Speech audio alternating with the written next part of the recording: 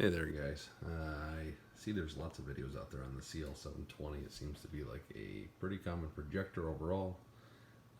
Watched some other videos on common problems. I haven't seen anything out there that quite is what I have going on here. So I went to hook this up tonight to watch a movie with my family, and it powered on normally. And as it was starting to display, I was setting up the screen, and then it went black. Ever since then, every time I go to try it, it's been hours now, it just flashes. So power on, everything's all connected correctly, power it on, and the control panel just flashes like this. Nothing responds. You'll hear a slight click.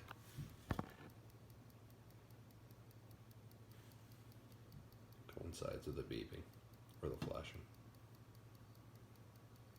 Any ideas on what's causing it? Hit me up in the comments where I can figure out how to fix this if you guys have an idea. Thanks.